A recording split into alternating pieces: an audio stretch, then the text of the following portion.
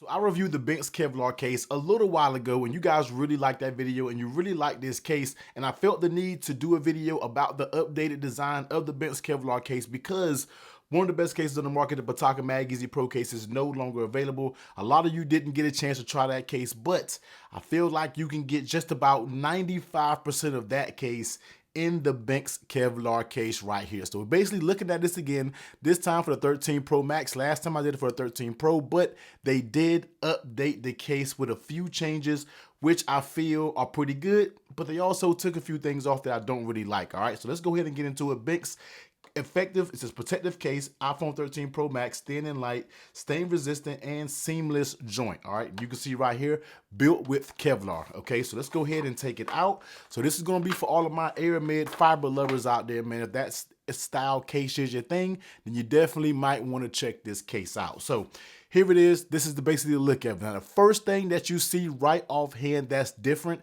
and I wish I had the older version to kind of test it, but I think I probably gave it away to somebody at this point, is the camera actually has a full cutout. Now, with the old model, the camera was covered with each individual little circles. I'll try to pop a little clip from the old video into this one so you can see that I'm talking about. Honestly, I like the older design better because it made it feel different. It made it feel like you had a different case on the phone, all right? So, but that's not an absolute deal breaker. So let's go ahead and slap it on the phone. Actually, let me cut my phone up on airplane mode because I've been looking at YouTube and I got all types of notifications going on. So let's kind of clear everything out.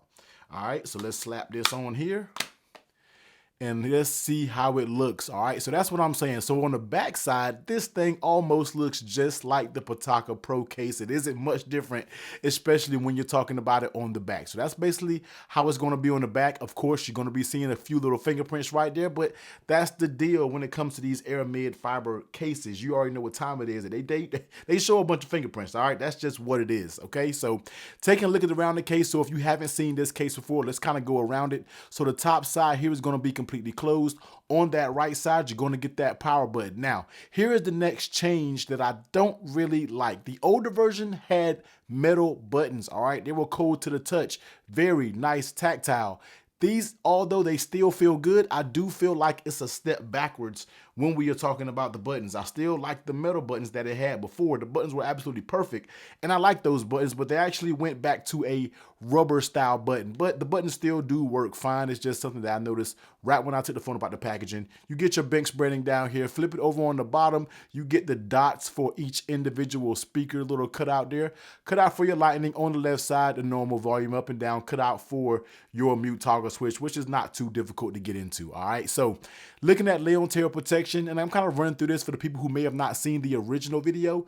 Lay on tail protection, you already know I'm running a tempered glass screen protector, and even with that, it does have a little lip that goes all the way around it. So I think this case can take a drop. This feels almost just like the Pitaka MagSafe Pro case, and I know I've dropped that case plenty of times. So I do feel like this case right here can take some drops as well. Now, one thing that I did see an improvement on was the fit. All right, now the fit of this case is spot on. There are no pulls at all. So starting off with that top, you really got to pull it. Coming along the sides, you have to really get a good pull to pull it right here by the buttons. Other than that, there is no pull that goes on at all when it comes to this Benks case. Now, the last one actually had a little bit more pull in the buttons area. So it's good to see that they kind of strengthened those sides up to give you a little bit more rigidity when it comes to the case. And we always can appreciate when a case just simply fits better. All right. I think we all can agree on that point right there. So good job, Benks, when it comes to that. And then when you're talking about grip, you know, grip is kind of one of those things where either you think a case is grippy or you don't think a case is grippy.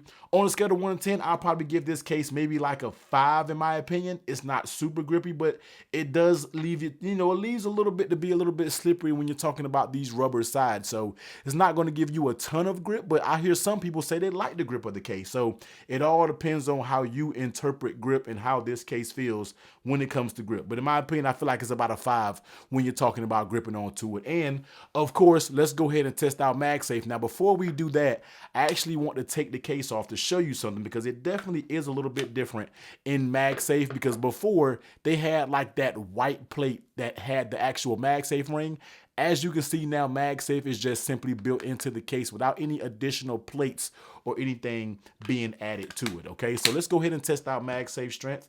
And MagSafe works just fine, as you can see here. Now, when you're talking about the strength, in my opinion, the strength really isn't that strong, all right? That is probably the one downside of this case, if I have to give it one. If I'm not comparing it directly to the Pitaka case, Pitaka blows this out of the water, especially when it comes to magnet strength, okay? Because this doesn't even attempt to pick up this, and honestly, it's almost so weak. It feels like a case that is trying to get on a phone trying to get on MagSafe without the case having MagSafe. It's like putting the non-MagSafe case on MagSafe. Like, it just doesn't really give me the snap that I like when it comes to a MagSafe charger. Sure, you can find it. Can you use it on a car mount? Maybe a very strong one, but just kind of be a little bit careful. But this is definitely on the more of a weaker side when it comes to the MagSafe magnets, all right? But overall, even with the magnets being on a little more on the weak side, I still have to say this is easily one of the best cases out there for the iPhone 13 Pro Max. I'm doing an updated best, last, final straw best cases for the 13 Pro Max, and you will definitely see this Benks Kevlar making the list. And I'm telling you what, it's kind of up there on the list. When I mean up there, it means it's like, you know, one of the tops. So definitely stay tuned for that video, probably dropping here in a few days. So definitely check it out. But for the people who out there who may have missed out on the Pitaka Mag Easy Pro case, you can easily go snag this one, and I think you'll be able to get everything that you wanted in that case in this one, and you will be good to go. They do have a similar price point. You already know I will leave the links to each and every one down in the description below, so you can go ahead and check this out. Also, if you're into MagSafe battery packs, Benks makes a very nice thin MagSafe battery pack. I'll be sure to pop that video up above. You already know, everyone be easy. If you made it to the end of the video, let me see those flex emojis. I'll catch you on the next one. Later.